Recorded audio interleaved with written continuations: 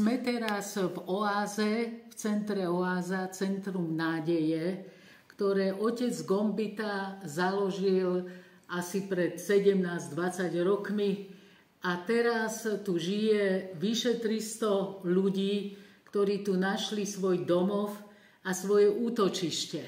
A sedíme s pani vedúcou a veľmi rada by som jej položila jednoduchú otázku. Ako sa tu cíti? A či je tu? Ako ja sa tu cítim? Takto. Tak som tu už kvázi 15. rok, takže cítim sa tu dobre. Áno. Je to moja srdcovka. Áno. A čo by ste povedala posledný rok? Zlepšilo sa tu niečo? Je to stále rovnaké? Určite. A ak sa zlepšilo, tak čo by ste povedali? Čo vás napadá? Veľa vecí sa zlepšilo. Je to každým rokom lepšie a lepšie. Všetko, čo sa týka všetkého. Tak to je veľmi dobré. A keby ste to porovnala, povedzme, s tou situáciou na Slovensku po covide, teraz 2 roky vojny, vy ste tu hneď za humny máte Ukrajinu, tak jaký by ste za ten rok videla aj z tohto uhla pohľadu rozdiel? Všetko rovnaké? Zhoršilo sa? Zlepšilo sa? V tejto oblasti je to snáď horšie. Ako celkovo situácia na Slovensku je veľmi ťažká a zlá. To vieme všetci. Myslím, že to nepotrebuje ďalší komentár. No. A ešte čo sa týka bývania, tak môžete povedať, že sa aj bývanie zlepšilo tu od minulého roku? Určite. Lebo ja som tu bola pred mnohými rokmi a môžem povedať, sme tu mali ako konferenciu. Bola som na nej. A poviem, že vtedy sa tu kľúčky robili, dvere nasadili, bolo to v takom režime, že sme boli medzi prvými, čo tu na jednom poschodí bývali. A teraz vidím, sú tu lavičky, kvetiny všade, záhrada rozrastla. Tak skrašujeme okolie našim klientom, ľudia, ktorí tadiaľto prechádzajú, tak aby to bolo také pekné, aby sa tu ľudia dobre cítili. No. A na záver, čo by ste taký, ako povedala ľuďom, ktorí sú v ťažkých sociálnych situáciách, také povzbudivé niečo, čo by ste povedala im na záver? No týmto ste ma zaskočili. Škoda, že nie som štát. To je hlboká odpoveď. Hlboká odpoveď. Čo k tomu dodať? Štát by mal začať konečne riešiť bezdomovectvo, sociálne slabé rodiny, byty, proste všetko. Jednoducho my to nevieme všetko vykryť. Nevieme pomôcť všetkým ľuďom. Nedá sa to. Takže určite je potrebné, aby do toho vstúpil štát a začal konečne čosi riešiť. A nie len sľuby, do nekonečna sľuby. Moc pekne ste to povedala, pravdivo, a moc vám ďakujem. Rada by som sa ťa takto spýtala, čo hovoríš, ako sa nám tu žije, čo sa týka tej sociálnej roviny. Či ti peniaze stačia na všetko, alebo by bolo dobré, aby na Slovensku vyššie platy dávali? No mne ako jednorodičovi alebo slobodné matky, dneska už je to ako jednorodič brané, lebo aj otcovia sú sami s deťmi. Určite tá jedna výplata nestačí. Dobre, nemám nejaké vyššie vzdelanie, ale makám od rána do večera. Čiže mám aj druhú prácu ako brigádu a je to tiež, stále je to len tak na hranici a väčšného rozmýšľania, kde investujem, čo si kúpim, čo si nekúpim, či si kúpim drahšie mäso alebo mäso v akcii. A je to neustále rozmýšľanie, neustále hlava musí fungovať, fičať, no tie minimálne mzdy, to není ani na jedného človeka bez dieťaťa dosť. To je proste, a s dieťaťom, no ja mám len jedno, aj to je úplne málo. A ešte to bolo, že ľudia majú 2-3 deti, ja som sami s nimi, to je, no, ako na naše ceny potravín, nafty alebo čokoľvek, to je proste nič. No. Čiže toto ako vieme si predstaviť, lebo ozaj skoro všetci nám to takto hovoria. Čiže to je ako situácia a poviem to takto. Jak to vidíš v súvislosti s tou vojnou? Idú tam peniaze, mali by tu ísť, alebo jak ukončiť tú vojnu, alebo čo, jak bežný človek, jak to ako bežný človek si myslím, že nás by do toho absolútne nemali zaťahovať, lebo ja to síce moc nesledujem, ale myslím si, že náš problém to není a ten problém je už dlhoročný a myslím si, že my máme pocit aj s mojimi známi, čo sa bavím, že my tú vojnu platíme.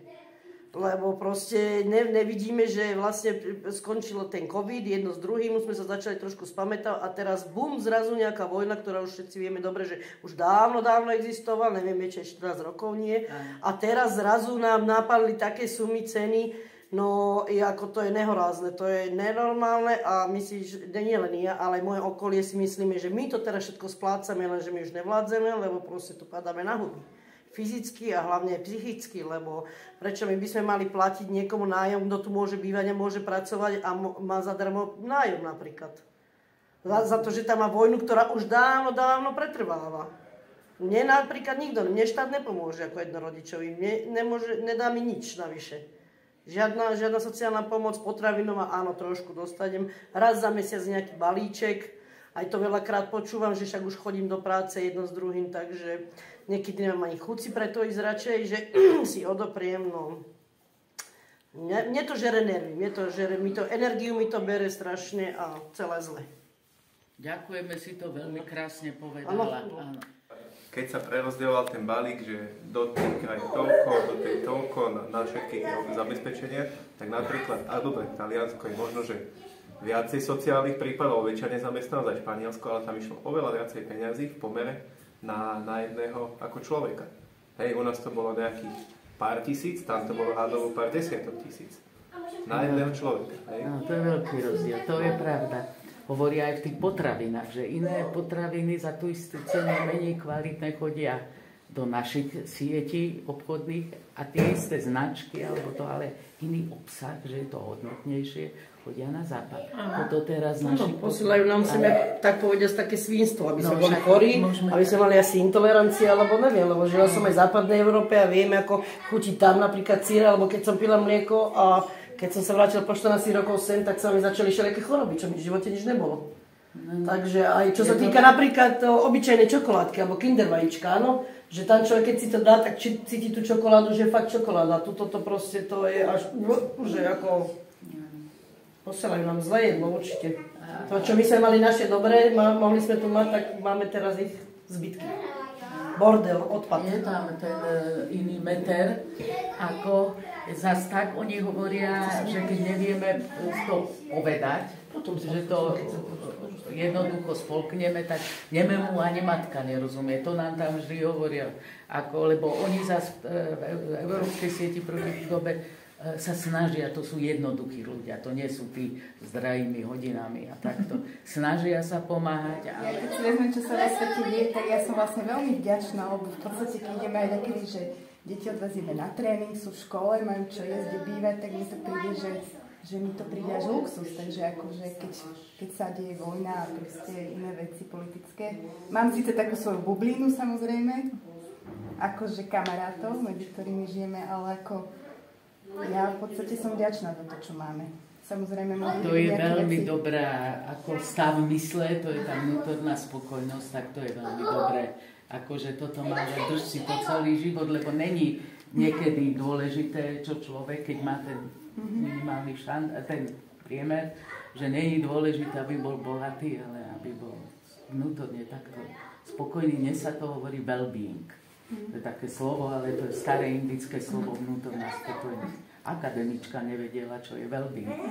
To je vnútorná spokojnosť. A ty si vnútorne spokojná, Zuzka? Tak 50 na 50, ale áno. Adam je dobrý. Adam je dobrý, Adam je výborný. Dobre. Áno, že keď som presne že vo svojej bubline, tak som spokojná a v podstate mám, čo potrebujem, aj čo chcem, ale keď si to človek zoberie z takého globálneho hľadiska, že keď už niekde bol a videl, jak to inde vie chodiť a že u nás to nie je možné, pretože neviem prečo, že Nechcem sa porovnávať so Švajčiarskom, ale proste keď človek vidí, ako tam to vie fungovať a potom príde domov, tak to je strašný kultúrny šok, že tuto fungovať nevie a pritom, že by mohol. A v čom vidíš ten rozdiel taký, že akoby v čom tú nejakú konkrétnu situáciu, keby si zobrala? No, zrejme tam dávajú viacej peňazí na také, nie že vyžitie tých ľudí, ale už len na, že dobre, ja sa sústredím na také veci ohľadne dieťaťa, tak napríklad detské ihriska, hej, že tam máte na každom kroku obrovské krásne ihriska, kdežto u nás proste to neexistuje. V niektorých mestách je 1, 2 staré a proste tam na také veci si dajú pozor, alebo úprava okolia, čistota. Takže tak. Ďakujeme veľmi. Robíte obidvaja v zdravotníctve v nemocnici a otázka je, jak vidíte to zdravotníctvo, respektíve tie služby alebo spokojnosť pacientov, spokojnosť vás, zdravotníkov, či to je furt lepšie a lepšie a ste spokojní, alebo čo je tam taký pes zakopaný, alebo čo by ste poradili, tak čo ja by vylepšiť? som osobne povedal sám za seba, že sa to v poslednom čase u nás v nemocnici zlepšilo. Dobre. Nakoľko sa tam zmenilo vedenie celé, čo sa týka riaditeľa, námestničky a tak ďalej, takže u nás sa špitál prerába, komplet oddelenia, sociálne zariadenia, novú porodnicu máme polku nového ortopedického oddelenia a ja som celkovo akože spokojný. Dobre. Ja čo môžem za seba povedať, ja som rád, že pracujem túto robotu, nerobím mu pre peniaze, robím tam kratšie ako môj brat, on tam robí už 5. rok, ja tam začínam teraz 1. rok, skoro 3 mesiace tam robím, tak nejako. A proste ma náplňa tá robota tým, že nejako môžem pomáhať tým ľuďom, proste. Ja to takto vnímam, akože není to práca, ktorú vykonávam tak, aby som zarábal peniaze, lebo není to o peniazom. Dostanem nejaký základ, z ktorého vyžijem a náplňa ma tá robota. Zatiaľ je to takto a to ma baví, to chcem robiť. Akože. Áno. A keby sme to porovnali naše zdravotníctvo vo svete, boli ste alebo máte taký prehľad, či ste radi, že... Ako... Ja nemám prehľad ani skúsenosti zo zahraničia. Ja som sa informoval na niektoré veci. Väčšinou sa to týka zubných technikov a takýchto vecí, tak tie firmy, napríklad keď pracujete v zahraničí, vám zabezpečia tieto veci zadarmo a toto je dosť drahé. Akože, tak toto by som ako porovnal, že ceny sú jak na západe, keď idete zubárovi, ale poisťovne a firmy, v ktorých pracujete, vám v tom nepomáhajú. Dobre. Akože je to napojené iba na tie prehliadky, že potom máte lacnejšiu, akože neviem, bombu alebo nejakú výplň, ale ináč je to drahé ako... Nestarajú sa kto chce robiť v nejakej nemocnici alebo v sociálnych zariadeniach, musí obaviť robota s ľuďmi, to je celé. Toto je veľmi dôležité. Musí mať vzťah k tomu. Toto je veľmi dôležité. Robota potom sa všelijaké prekažky aj prekonajú. Áno, a človek si udrží tú vnútornú spokojnosť, lebo dosť je teraz taká nová vízia. Celé desiatky rokov bolo ekonomický rast Európskej únie, ale teraz je vízia, to sa povie well-being, že aby sociálna Európa, well-being ľudí, to je vnútorná spokojnosť ľudí a planéta. To sú teraz priority, nie aby to furt ekonomicky rastlo. Furt mal každý peniaze. Tak to som rada, že sme vás stretli, že to nám viete povedať. Ďakujem za rozhovor. Mali ste tam 101 ročnú babičku. No, 101 rokov. Prežila operáciu, u nás oslavila 101 rokov. A bola pri zmysloch. Sama si doma dávkovala lieky. Áno, bola. Tak to je ako klobúk dole. Tiež by sme sa to my traja dožili. Áno. To by bola paráda. Sofia, rada by som sa ťa spýtala, jak to prežívaš, že mama je s tebou a len ona musí zarábať. Jak to cítiš? Si spokojná, máš peniazy dosť? Môžete si dovoliť, čo potrebuješ, alebo jak to ty cítiš? No som spokojná, ale peniaze to je ťažké. Niekedy sú také ťažšie doby, že už niekedy ani nemôžeme kúpiť ani jedlo niekedy. Tak to je veľmi zlé, áno. To je veľmi zlé. A ako mama hovorí, že chodí do 2 zamestnaní dokonca, že ozaj sa snaží. Áno. Aj teba som videla, že chodíš pomáhať mame. Áno, ja niekedy chodím pomáhať.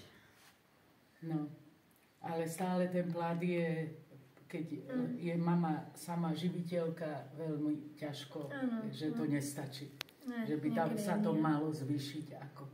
A keď porovnáš treba striede tie svoje spolužiačky, tak ako tiež sú také podobné, alebo oni niektoré majú veľa všetkého, alebo jak to tam cítiš, či ťa tak ako chápu, že si z chudobnejšej rodiny, alebo to tam cítiš? No, niektoré sú viac také bohatšie, majú viac trošku peňazí, majú tie elektrotechnické kolabežky, iPhony a tak. Ale oni vedia, že moc nemám tých peniazov, že som tak chudobnejšie. Takže ako v pohode náhodou. V pohode, že nedajú ti to pocítiť. Tie menšie deti možno... Tie menšie deti to tiež nie je. Tak, v pohode je, tak dobre. Tak to je aspoň dobre, že sa cítiš v škole.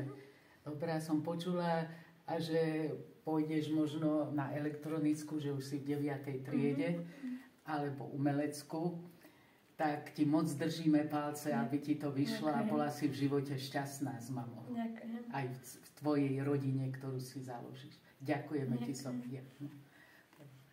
Pavlinka Heráková, Mijava komunitné centrum, Rómske komunitné centrum. Poznám ťa už vyše 22 rokov a si jedna z najväčších žien tu na Slovensku, čo poznám. A urobila si z tohto mesta taký vzor a príklad, že keď sa vedie rómska komunita, jak to môže klapať a robiť aj s mestom ako harmóniu a byť vzor. Tak čo by si ako povedala tvoje celoživotné skúsenosti, jak to dostať ďalej do ostatných krajov Slovenska alebo tak? V prvom rade si myslím, že MAT vynikajúcu spoluprácu najprv s mestami alebo s obcami, s ich predstaviteľmi, a pokiaľ nemáme tú spoluprácu, tak my Rómovia si sami nepomôžeme. Musíme mať niekoho v pozadí, kto nám v tomto pomôže. To je jedna vec. A ja som mala to šťastie, že bývalý primátor, ktorý tu pôsobil, viete dobre, že všade som hovorila o tej spolupráci a poviem vám, že u nás sa nadviazal ten kontakt tak, že to už nebol pre mňa, že primátor, kamarát. Ja už koľko razy hovorím, že pre mňa to bol viac ako brat a to už je čo povedať. A on to koľko razy sám povedal, takže bol to úžasný človek. A je teda tak, ale myslím si, že jeho nástupca teda, je to jeho brat, že určite Halabrinovci ma nesklamú a že táto spolupráca musí ísť ďalej. Vynikajúce, lebo ozaj maják je potrebný. Áno, a sú to moji rodáci, tak bohužiaľ.